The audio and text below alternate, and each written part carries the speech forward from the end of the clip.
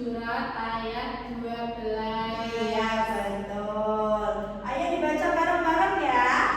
Bismillahirrahmanirrahim. Ya Ayyuhalladzina amanu ijtanibu katsiran minadh-dhanni inna ba'dadh-dhanni ismun wa la tajassasu wala yaghtab ba'dukum ba'dhan ayyuhibbu ahadukum an ya'kula lahma akhihi maitan fakarihtumuhu wattaqullaha innallaha tawwabur rahim. Shadaqallahul adzim. Nah, di sini dijelaskan bahwasanya jauhilah banyak prasangka, 9 prasangka itu dosa. Jadi kalau menebak-nebak prasangka itu juga dosa karena itu bisa menimbulkan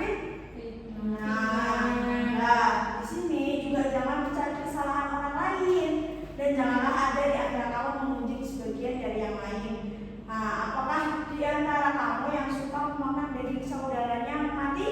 Nah, di sini juga dijelaskan bahwasanya kalau memuji, membicarakan orang lain itu seperti memakan daging saudaranya yang sudah mati. Nah, kemudian bertakwalah kepada Allah, sesungguhnya Allah Maha menerima taubat dan Maha penyayang. Kemudian di sini, ini nih, kalau ghibah itu suka banget ya. Banyak sekali kayak kamu berkerumun dimanapun, kalau udah katanya ya, nah gitu. Kemudian kalau semakin kecil suaranya, pasti semakin hot ya isunya. Nah, di sini tuh nih ada beberapa hal yang inspirasi Islam untuk menghindari ghibah.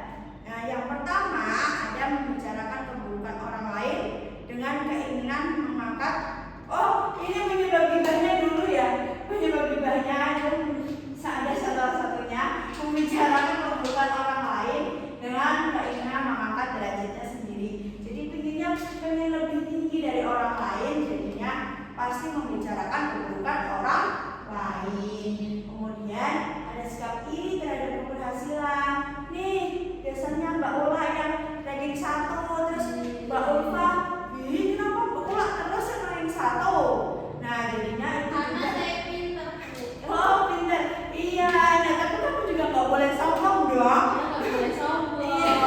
Nah jadinya kan ada teman yang iri, ada teman yang nggak mau temannya sukses, nggak mau temannya lebih pintar dari dia. Jadi itu juga penyebab dari Ghibah. iya. Terus sikap egois yang cenderung merendahkan orang lain. Nah, egois sendiri, pengennya menang sendiri ya, seperti itu ya.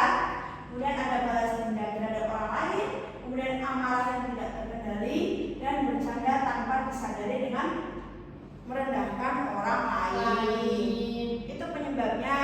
Kemudian ada caranya nih, cara menghindari ghibah. Yang pertama itu apa?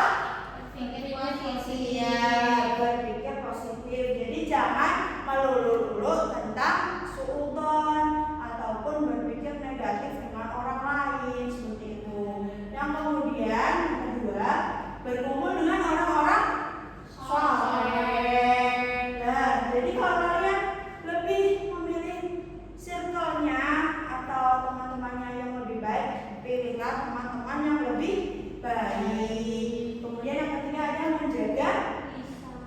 menjaga lisan. Kalau menjaga lisan itu gimana?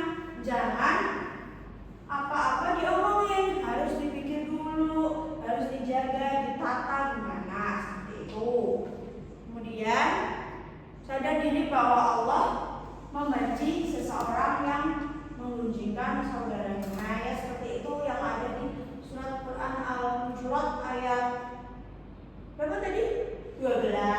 Kemudian berintrospeksi diri dengan melihat aib diri sendiri dan selalu berusaha memperbaikinya. Nah, itu paling utama. Jadi kalian harus tahu gimana kekurangan diri sendiri sebelum menilai kekurangan orang lain. Nah, dan di sini di Islam tuh ada nih salah satu cara untuk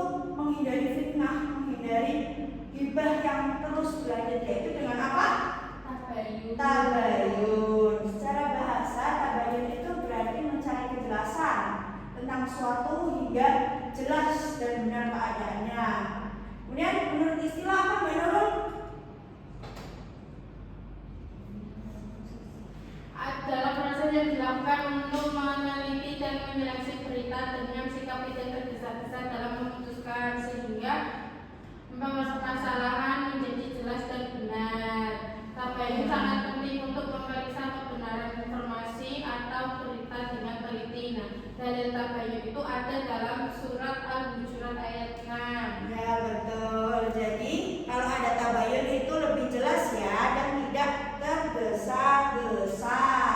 Nah di sini nih ada tabayun pada informasi media sosial. Jadi kalau kalian biasa nih ada foto atau sesuatu yang kurang jelas, lah itu harus ditabayunkan dulu. Tabayunkan bukan hanya kepada seseorang di dunia nyata, tapi juga boleh dengan yang lain. Atau di media sosial seperti cari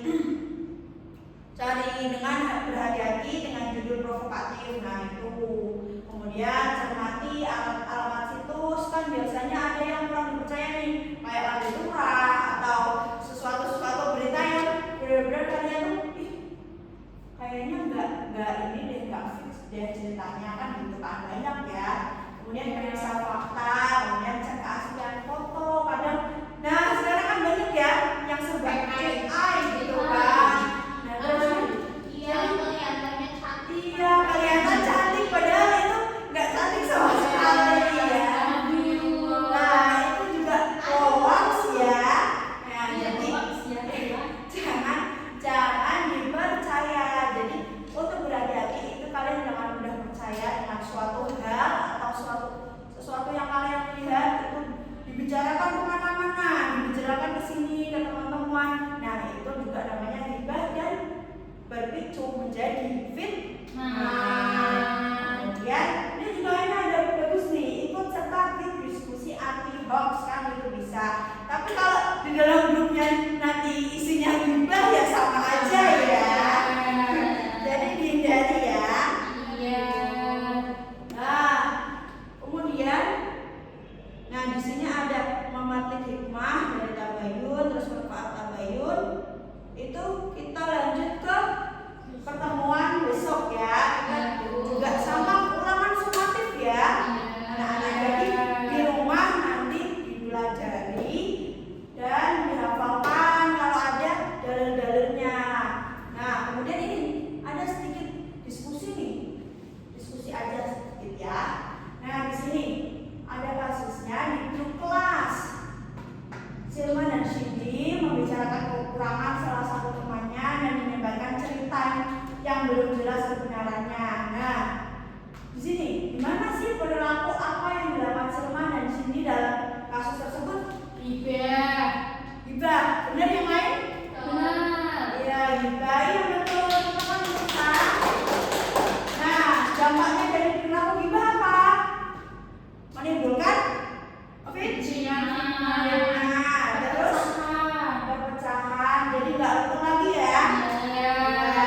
Terus apa sih yang harus dilakukan Cindy? Iya betul.